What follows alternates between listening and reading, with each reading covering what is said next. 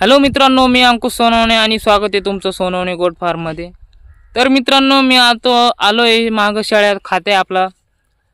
मित्रांनो, शेळ्याला डाळा करून दिलेला आहे एका शेतकऱ्याने। आपल्याला उंबराचं झाड आहे, ते उंबराचं झाड तोडायला सांगितलं होतं, म्हणजे मुळापासून नाही तर छाटायला लावलं होतं बा। कसं जमीन आता पावसा पाण्याचे त्यांना कांदे लावायचे आहेत आणि कांदे लावायसाठी ते ओसड पडतं, त्यामुळे त्या झाडाखाली चांगले पीक येत नाही, त्यामुळे ते छाटायला लावलंय त्यानं।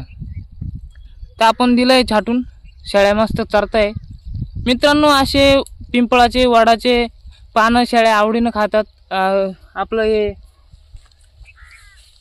उंबराचं झाड आहे, असे झाडपाला शेळ्यांना चारत जा, एकदम व्यवस्थितपणे खात असतात, शेळ्याची तब्येत व्यवस्थित होते। आणि या अशा झाडांना शेळ्याला वजन वाढीस मदत होते। आणि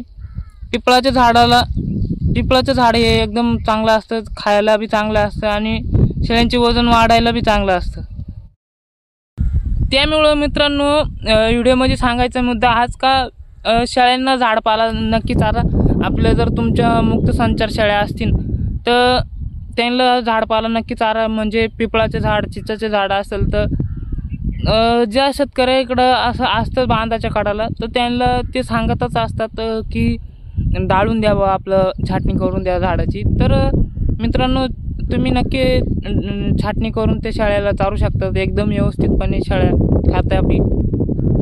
आणि पिंपळाचे झाड आणि वडाचे झाड हे असे, परत याला म्हणतं उंबराचं झाड, हे जर झाडं जर चारले तर शेळ्यासाठी एकदम व्यवस्थित असतात। आणि सुबाबूळ, परत आपली शेंगा येणार ती काटेळी बाबूळ, अशा झाडाचं जर तुम्ही शेळ्यांना चारलं तर एकदम व्यवस्थित ग्रोथ होते मित्रांनो, चकत येत असते शेळ्यांसाठी।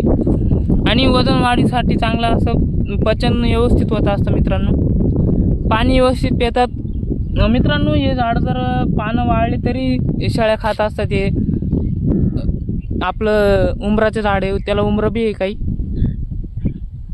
तर बघू शकता मित्रांनो, वातावरण एकदम व्यवस्थित झालं। आता लोकांच्या बाजऱ्या मका निघू राहिल्या, त्यामुळं वावर रिकामी होऊ राहील, त्याच्यामुळं भेटत असतं मित्रांनो असं खायला शेळ्यांना नवीन नवीन वेगवेगळं। फिरस्ती शेळ्यामध्ये येत असतं की त्यांना वेगवेगळे चारे नियोजन चारा भेटत असतो, त्याच्यामुळं चाऱ्याची कमतरता नाही राहत। मित्रांनो, तुमच्याकडं तुमच्या शेळ्यांना तुम्ही काय चारतात नक्की व्हिडिओमध्ये सांगा कमेंट करून। बरेच शेतकरी काय करतात, जे बंदिस्त फार्मवाले असतात, ते शेळी पालक असतात, ते काय करतात की आपल्या बंदिस्त शेळ्यांना एकच चारा नियोजन असतं त्यांचं, की एक तर घास किंवा गिन्नी गवत, नेपियर, असे 2-3 प्रकारचे चारे असतात आणि त्याच्यावरच ते अवलंबून असतात। असं केलं नाही पाहिजे मित्रांनो,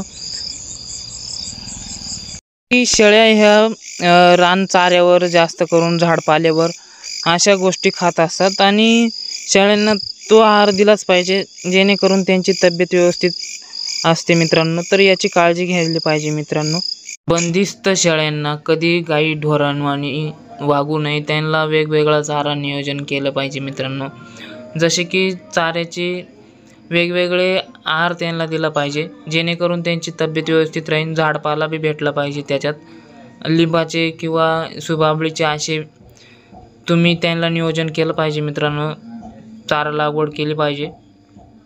तर फार्मवाले काय करतात की त्यांना गाई ढोरावानी वागवतात, तर त्यामुळं त्या शेळ्या सुधारती नाही आणि फार्म बंद पडतो त्याच्यामुळे। मित्रांनो, बघू शकता शेळ्या कशा खाऊन पिऊन एकदम व्यवस्थित झालेला आहे। मित्रांनो, आपण व्हिडिओ असेच बनवत असतो की जे शेळी पालकांना आपली मदत होईल असे व्हिडिओ बनवत असतो, तर चॅनलला सबस्क्राईब करून घ्या। जे मला औषध उपचार माहिती आहे ते माझ्या शेळ्यांना यूज करतो, ते तुम्हाला बी सांगत असतो मित्रांनो। आणि असेच व्हिडिओ मी वारंवार बनवत असतो, तो व्हिडिओला लाईक, सबस्क्राईब आणि कमेंट जरूर करा की जे तुम्हाला व्हिडिओ आवडेल ते व्हिडिओ मी बनवल। ज्याची माहिती तुम्हाला पाहिजे असेल असे व्हिडिओ मी नक्की टाकन, तर तुम्ही कमेंट जरूर करा मित्रांनो। तुमचं जर शेळी पालन सुरू करायचं इच्छा असेल तर चॅनलला सबस्क्राईब जरूर करून घ्या, नक्कीच तुम्हाला चॅनलचा फायदा होईल मित्रांनो। आणि जर तुमचा शेळी पालन करायची इच्छा नसेल, जर तुमच्या कोणी जवळचा असेल मित्र, तर त्यांना जरूर नक्की शेअर करा. ज्यांना हा व्हिडिओ माहितीपूर्ण भेटत असेल तर चॅनलला सबस्क्राईब जरूर नक्की करून ठेवा मित्रांनो.